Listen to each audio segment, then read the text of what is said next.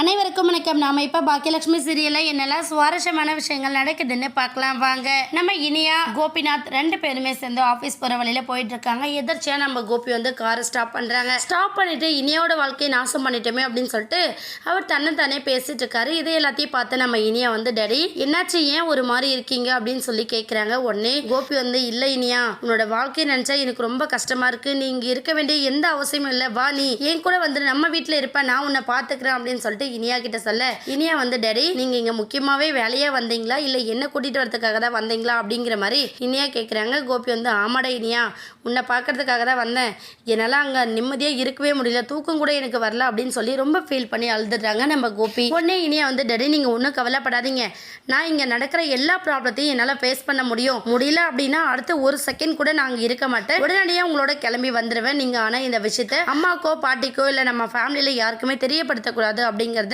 நம்ம இனியா சொல்கிறாங்க. கோபி வந்து வேறு வழி இல்லாமல் சரி சொல்லிடுறாங்க.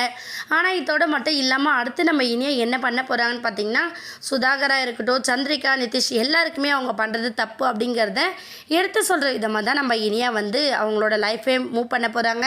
அது மட்டும் இல்லாமல் இதுக்கு முன்னாடி ரொம்ப சாந்தமாக இருந்த நம்ம இனியா இதுக்கப்புறம் நிதிஷ் முன்னாடி சரமாரியான கேள்விகளை எழுப்ப போகிறாங்க. அவர் என்ன செய்யறது எது செய்யறதுன்னு தெரியாமல் கண்டிப்பாக முழிக்க தான் போகிறாங்க. ஆகாஷ் விஷயம் தெரிஞ்சதுனால அவர் ட்ரக்குக்கு அடிக்ட் ஆகல, அதுக்கு முன்னாடி இருந்திருக்காரு, இப்போ திரும்பவும் அதே போல் கிளம்பிட்டாரு அப்படிங்கிறத மட்டும் நம்ம இனியா ரொம்ப நல்லா தெரிஞ்சுக்கிட்டாங்க.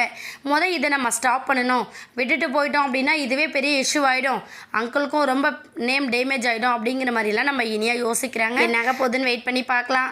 இந்த வீடியோ உங்களுக்கு பிடிச்சிருந்தா மறக்காமல் நம்ம சேனலை சப்ஸ்கிரைப் பண்ணுங்கள். தேங்க்யூ.